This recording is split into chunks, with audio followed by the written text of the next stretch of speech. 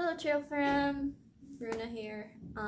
So it is hiking season and I am starting to see class of 2021 starting out on the Appalachian Trail. Some of them are some long-term internet friends of mine like Mike and Kathy Hikes AT, I believe. I'll link them below. And I'm really excited to see everyone go out, and I decided that I will offer some tips for you for your first month or so.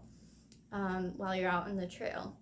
So obviously, tip number one, take it slow.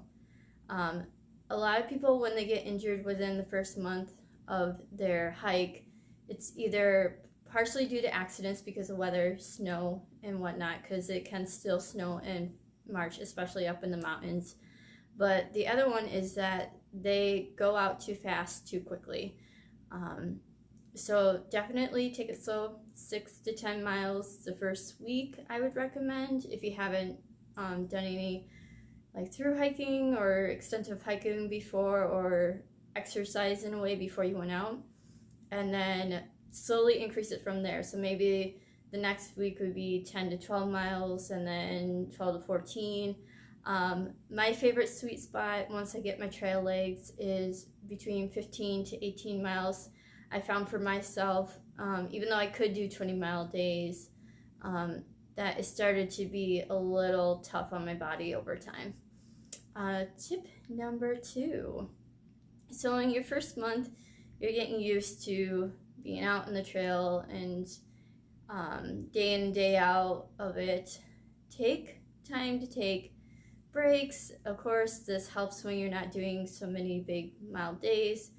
But yeah, take time to rest, enjoy your scenery and what's going on around you. And, you know, I know there's a bit of a time frame for a lot of people. You think you have a lot more time than you actually do.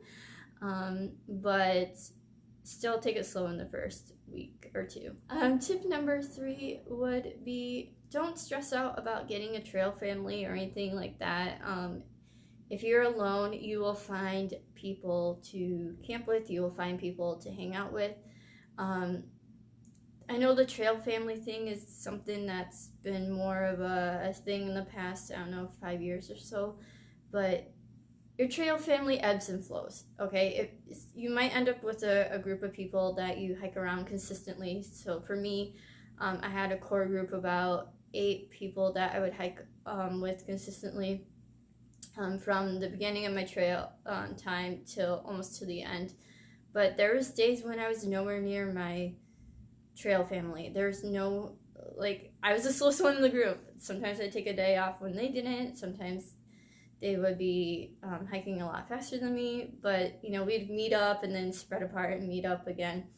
So in the beginning, just have fun. If you find people you like hiking with, cool. But after your first month, you know, you might hike with them for like a week or two, but you might find that once you get your trail legs that things are a little out of sync. So this happened with me and North Star. North Star is a much faster hiker than I am. So around the Smoky Mountains area, we did stick together camping-wise for various reasons, but during the day, it started being more like I can't really keep up with her.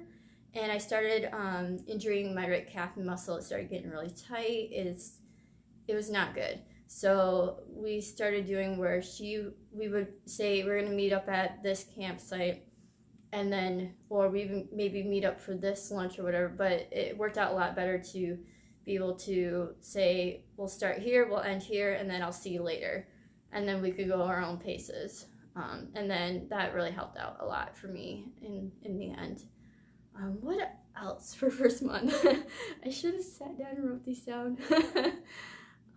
This is kind of just I got inspired to film, so, I don't know, I guess the first month, just have fun. And, oh, I guess tip number 4. I know the first month is rough for a lot of people. I mean, what is it, mountain crossings is about 30 miles? From the start of the trail, 30 to 50, and a lot of people end up quitting during that time. They find that either it's not for them, which is totally cool, or they find that they end up getting injured, or it's just not right timing. Maybe being in the cold in the end of February, day in and day out, is just too much for you mentally, and you decide to start again in April. That's great. There's nothing wrong with that. And don't feel ashamed. I know you're going to feel disappointed if that happened to you. You're going to kind of be let down a little bit with yourself because you've spent so much time planning for this hike, and then all of a sudden it's not the kind of dream that you wanted it to be. It is okay. Even if you're halfway through the trail, it is okay to quit when the journey is no longer your journey.